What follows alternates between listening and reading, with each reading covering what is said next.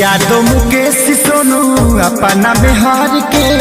अरे या बरहेली यही से संभार के